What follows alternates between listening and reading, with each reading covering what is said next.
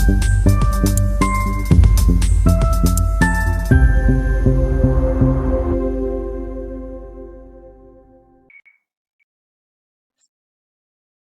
guys, welcome to again on new lecture 6. We continue atomic structure. This is a very wonderful chapter, very lovely chapter. I will explain you from basic to advanced of this chapter. So please continue. Our lecture number 6. तो आज हम पढ़ेंगे shortcomings of वोट्स model. जैसे हमने देखा Thompson ने model लिया, उसमें कुछ खामियां निकली बाद में जाके। फिर रदरफोर्ड ने मॉडल दिया अल्फा स्कैटरिंग, उसमें भी कुछ नहीं ड्रॉबैक्स, कुछ खामियां निकली। फिर वोट्स ने मॉडल दिया अपना। फिर वोट्स का मॉडल भी पूरी तरह सही नहीं था, उसमें भी कुछ खामियां निकली। बहुत सारी प्रॉपर्टी को उसने एक्सप्लेन नहीं किया। तो हम लोग डिस्कस करते हैं क्या खामियां निकली। पहला इसमें खामियां निकली कि fail to explain spectrum of multi electron species. जो मल्टी इलेक्ट्रॉन स्पीसीज है उसका स्पेक्ट्रम इसने एक्सप्लेन नहीं किया, कैसे बनेगा नहीं बनेगा मल्टी इलेक्ट्रॉन स्पीसीज का स्पेक्ट्रम। तो उसका कोई एक्सप्लेन नहीं दिया, उसका रीजन नहीं दिया, एक्सप्लेन नहीं कर पाया है। दूसरा पॉइंट है, it was unable to explain splitting of spectral lines in electric field. इसको स्टार के फील्ड बोलते हैं, और मैग्नेटिक फील्ड ये माने बोलते हैं। मतलब कि इलेक्ट्रिक फील्ड में स्पेक्ट्रल लाइन कैसे स्प्लिट होता है और मैग्नेटिक फील्ड में कैसे स्प्लिट होता है, इसको इसने इस एक्सप्लेन नहीं किया। जैसे इलेक्ट्रिक फील्ड पास करेंगे तो स्पेक्ट्रल लाइन स्प्लिट करेगा, लेकिन कैसे स्प्लिट कर रहा है, क्यों स्प्लिट कर रहा है, इसका इसने रीजन नहीं दिया। वैसे ही मैग्नेटिक फील्ड जिसको हम जीमन इफेक्ट कहते हैं, उसमें भी इसने कोई भी एक्सप्लेनेशन नहीं दिया। समझ में आ रहा है? अब थर्ड पॉइंट चलते हैं। इसने there was no justification for m we are equal to N H upon two pi. M we are equal to N H upon two pi क्या होता है? Angular momentum equal to N H upon two pi. इसका कोई भी इसने justification नहीं दिया। ठीक है, अब आगे चलते हैं। चौथा point, it was unable to explain de Broglie's dual nature of matter and हिजन अनसर्टेनिटी प्रिंसिपल। इसने डी ब्रोगली का डुअल नेचर मैटर थ्योरी होता है, इस पे भी, और हिजनबर्ग कंसेप्टिव प्रिंसिपल, इसका भी उसने कोई एक्सप्लेनेशन नहीं दिया। इतने सारी खामियां थी और मॉडर्न में। अब आगे चलते हैं। और नेक्स्ट हमारा जो टॉपिक है वो है wave mechanical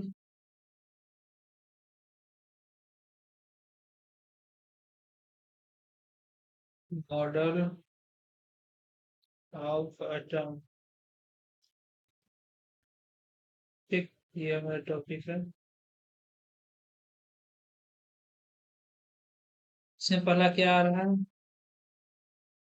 de Broglie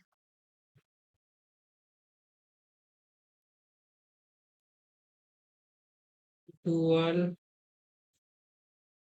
nature of matter. De Broglie और डुअल नेचर ऑफ मैटर आ रहा है इसमें।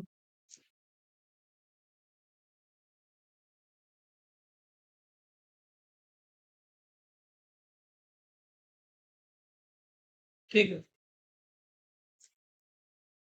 D Broglie dual nature of matter क्या होता है, इसमें पहला पॉइंट लिखते हैं। According to him every matter have dual nature. डिमेट्रिक का डुअल नेचर होता है। ठीक है। एक पार्टिकल नेचर होता है, दो नेचर होता है, एक पार्टिकल नेचर और दूसरा क्या होता है, वेव नेचर। यही दो नेचर होता है। तो देखिए हम लोग लेमडा इससे proportional, inversely proportional to momentum होता है, क्योंकि इसलिए अगर प्रोपोर्शनल कांस्टेंट हटाएंगे तो एक अच्छा आएगा, फ्लेंस कांस्टेंट इसको बोलते हैं। अच्छा पर पी मोमेंटम इजकल टू क्या, मास इनटू वेलोसिटी। ये हो गया हमारा।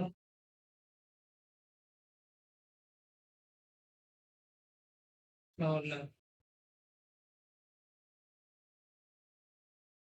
ये पी मतलब क्या आ गया, मोमेंटम।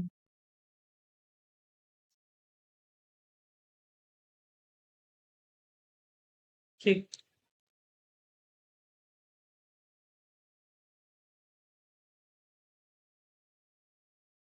दूसरा पॉइंट इसमें देखते हैं हम लोग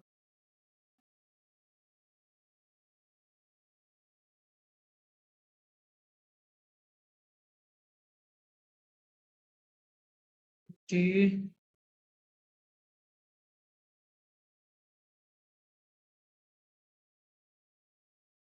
Broglie's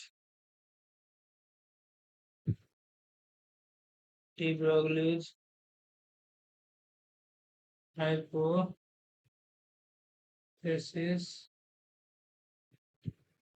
is more appropriate for microscopic particles like electron, proton, atoms, etc. De Broglie hypothesis होता है मोर अप्रोप्रिएट किसके लिए होता है, microscopic particles like electron, proton और एटम्स। तीसरा पॉइंट क्या है इसमें, लेमडा इजकल टू, अभी अपने पढ़ा, H upon P, H upon M भी, एच अपॉन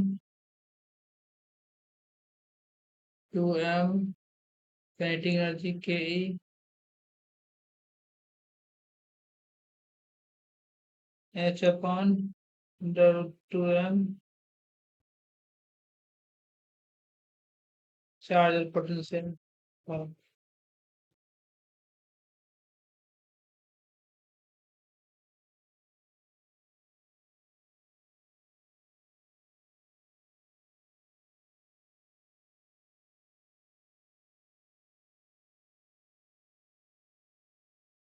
ये फॉर्मूला आ गया, ये के क्या है,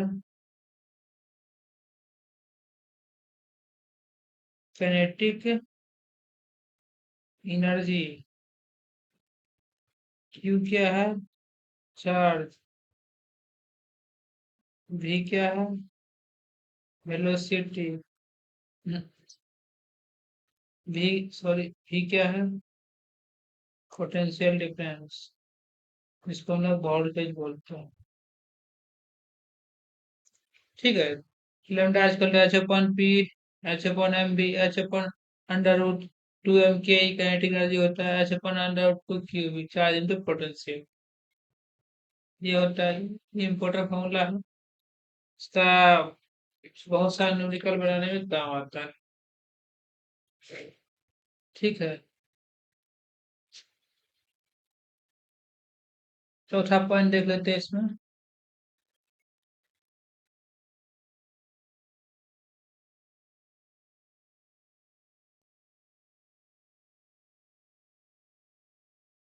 क्या हो जाएगा?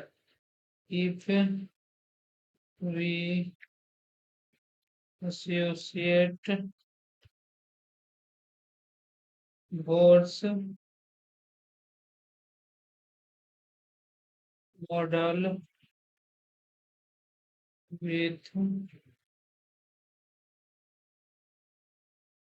डी ब्रोगलीज हाइपोथेसिस, तो क्या हो जाएगा? अगर दोनों कंबाइन कर दिए, Bohr's model with de Broglie hypothesis, क्या हो जाएगा? M we are equal to N H upon 2 pi होता है, ये हमने पढ़ा अभी बोर्स मॉडल में। 2 pi R equal to N H upon M V हो जाएगा। ठीक है, तो यहाँ से आ जाएगा हमारा relationship 2 pi R N equal to N lambda.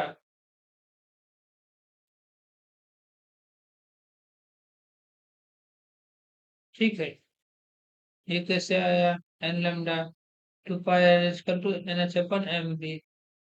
H upon M B क्या, लेमडा इक्वल टू क्या होता है? अभी हमने पढ़ा, देखो। Lambda equal to H upon P H upon M B. Lambda equal to H upon M B, क्योंकि यहाँ रख दिए, एक रिलेशनशिप आ गया। ठीक।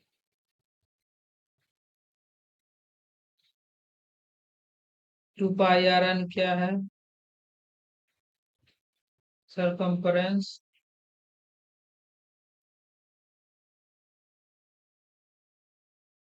Of an orbit. एन क्या है? ऑर्बिट नंबर और नंबर ऑफ waves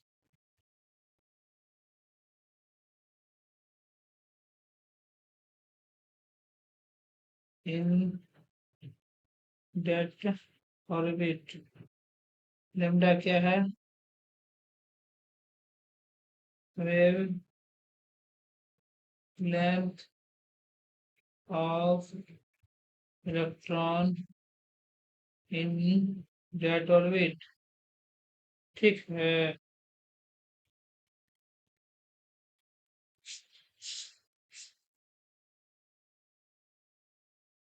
ये था हमारा de Broglie dual natural matter. वाला क्या था कि according to him every matter have dual nature, तो नेचर होगा both particle and wave nature. ये फॉर्मूला यहाँ से निकला, lambda equal to h P H upon M भी। दूसरा क्या था? डी डी हाइपोथेसिस जो होगा वो माइक्रोस्कोपिक पार्टिकल्स के ज्यादा अप्रोप्रिएट होगा, प्रोटॉन एटम से सब माइक्रोस्कोपिक पार्टिकल्स है। जैसे यहाँ इंपॉर्टेंट रिलेशनशिप आ गया, lambda equal to h upon P H upon M भी, H upon under 2m K ई काइनेटिक एनर्जी। एम क्या है? मास है, यहाँ पे के काइनेटिक एनर्जी है, H upon under root 2m cube ही। तो चौथा क्या हो गया? We associate Bohr's model with T Broglie hypothesis। M V R equal to, दोनों को कंबाइन की बोर्स मॉडल और डी ब्रोगली को, V are equal to N H upon 2 pi. तो एम यहाँ से 2 पाई आर निकल गया, N H upon 2 pi, 2 pi R equal to N lambda. हमने ये पढ़ लिया। अब हम आगे जो पढ़ेंगे वो क्या है? इम्पोर्टेंट टॉपिक क्या? हाइजेनबर्ग्स क्या है? हाइजेनबर्ग्स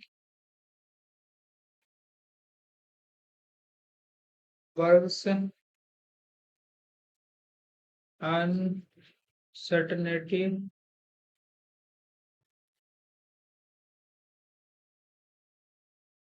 प्रिंसिपल।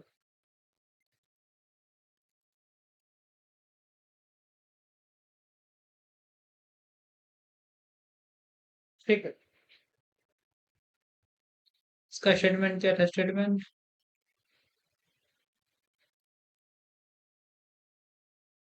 हाइजेनबर्ग ने क्या कहा था? It is impossible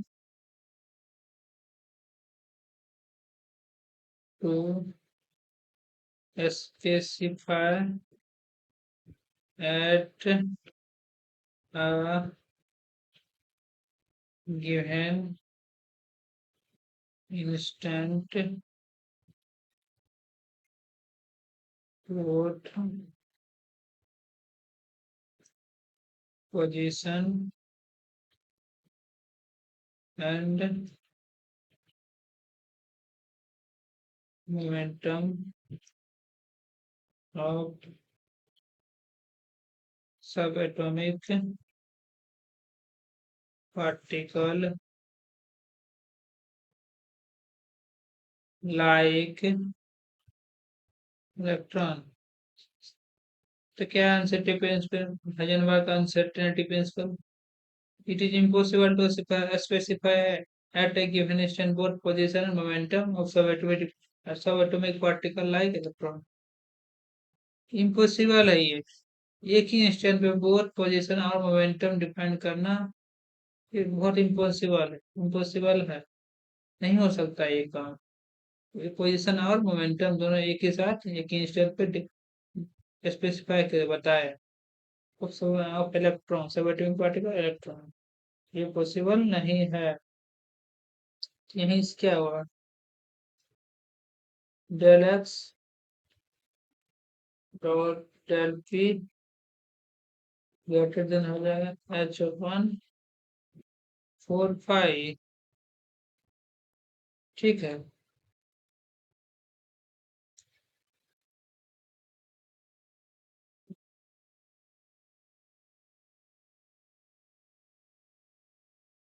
del x उससे हो जाएगा डेल पी मोमेंटम इसको मास इनटू वेलोसिटी, ये जाएगा डेल वी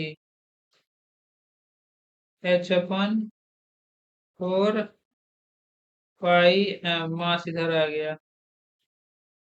चूंकि del V equal to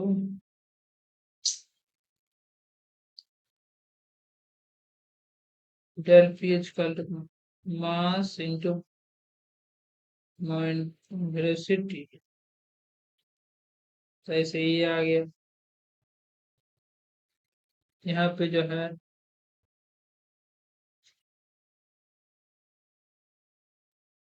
del X क्या कहलाता है? डेल एक्स क्या बोलते हैं? अनसर्टेनिटी, अनसर्टेनिटी इन पोजीशन और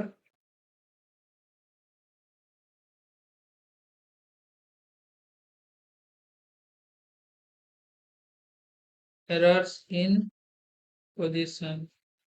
डेल एक्स क्या आ गया? अनसर्टेनिटी इन पोजीशन, ये errors in position. Del V क्या हो जाएगा? Uncertainty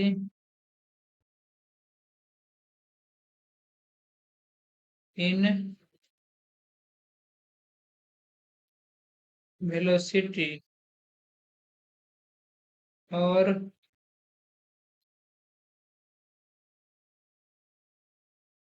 error in velocity. Okay, समझ रहे बच्चे आप लोग? ऐसे ही धीरे धीरे आगे बढ़ते हैं, थोड़ा बेसिक से कवर कर रहे हैं हम लोग।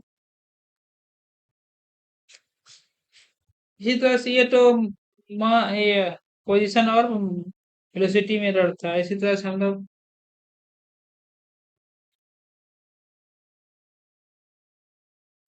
Del E dot del T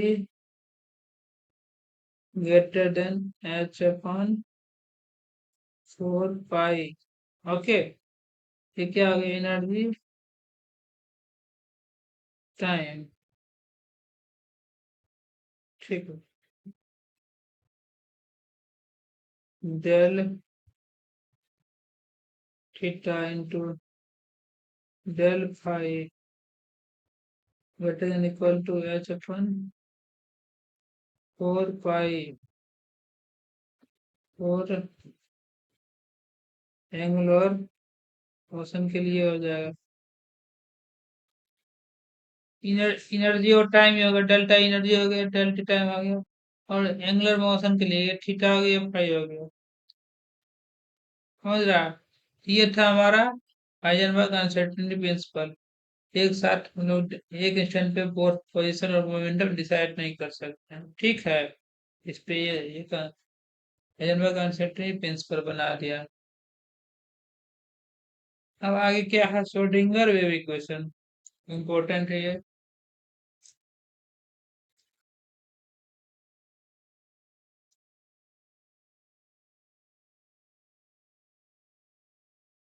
student, अब हम लोग स्टार्ट करते हैं श्रोडिंगर वेव इक्वेशन।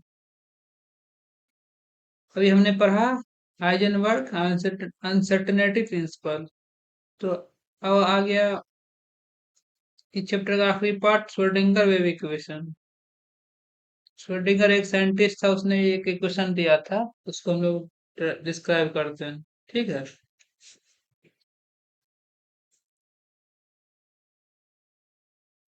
इसको हम लोग क्या पढ़ते हैं? आप लोग को पता पता होता है। इसको हम लोग क्या पढ़ते हैं? इसको पढ़ते हैं डेल। क्या पढ़ते हैं?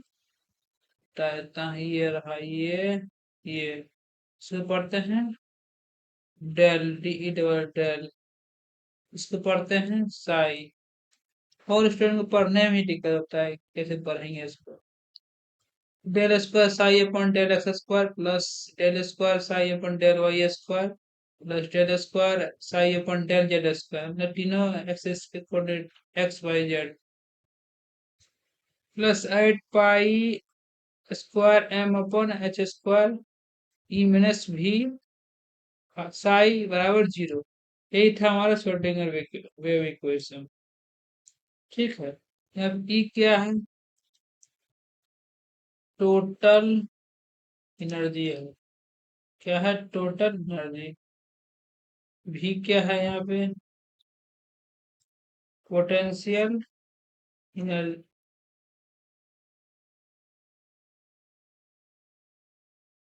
पोटेंशियल डिफरेंस है। ठीक है।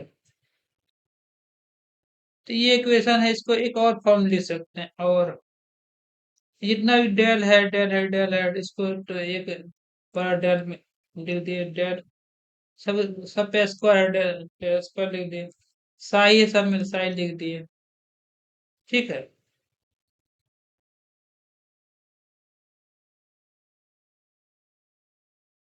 प्लस ये सारे तो सब डेल स्क्वायर हो गया। डेल स्क्वायर कैसे हो गया? Del square upon del X square. ठीक है, इसको क्या मान दिए हम लोग? डेल मान लिए।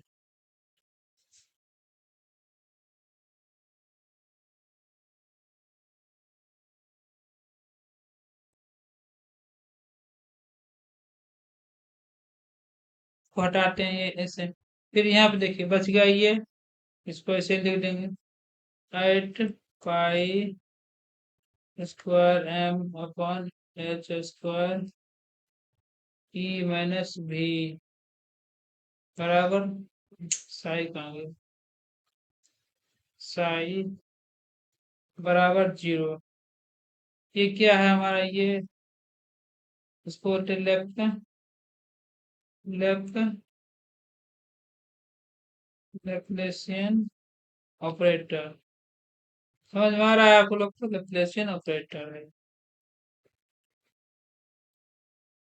ये था हमारा श्रोडिंगर वेव इक्वेशन। उसका इसका छोटा फॉर्म ये आ गया। ये जितने भी del square del square psi del square psi del del square Y square del square psi del Z square, सबको एक कैपिटल डेल डेल स्क्वायर सब साई भी सब में आ गया, प्लस ये वाला पार्ट यहाँ लिख दो, डेफिनेशन ऑफ पेट्रोल। अब श्रोडिंगर इक्वेशन के कुछ पॉइंट लिखते हैं इसमें हम लोग। पहला पॉइंट ये है, solution of Schrodinger wave equation gives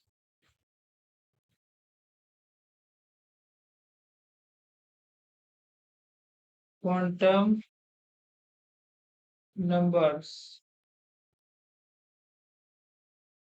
n, l, and m।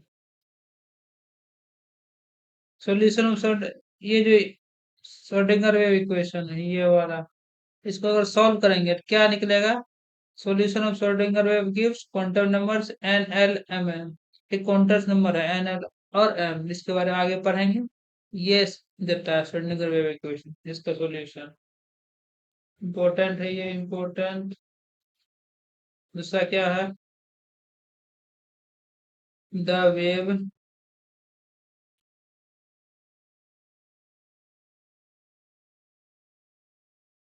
Function of electron psi in the field of nucleus is called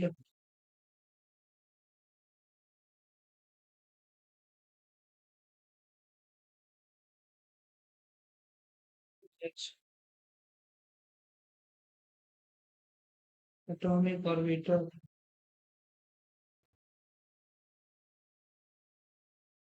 तो अपन क्या करता है, wave function of electron psi in the field of nucleus is called atomic model. इसको क्या गया? Atomic model. तीसरा point लिखते हैं, रिप्रेजेंटेशन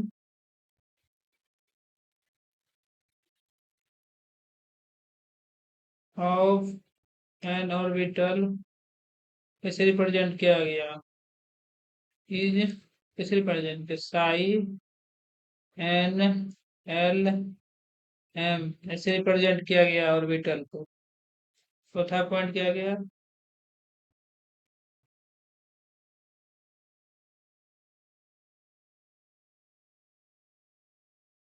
रिप्रेजेंटेशन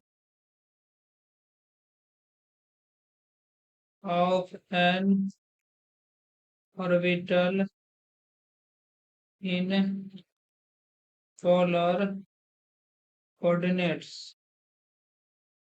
पोलर कोऑर्डिनेट्स कैसे रिप्रेजेंट करेगा? Psi N L M is normal coordinate का पोलर में कैसे होगा? आर थीटा फाई कैसे होगा? Psi R Sai theta sci fi. ये क्या देगा? एन और एल। ये क्या देगा? एल और एम। ये क्या देगा? एम देगा। ठीक है। अब पांचवा पॉइंट लिखते हैं, Sai square mode. Sai square mode represents, क्या रिप्रेजेंट करता है? Sai square mode represents probability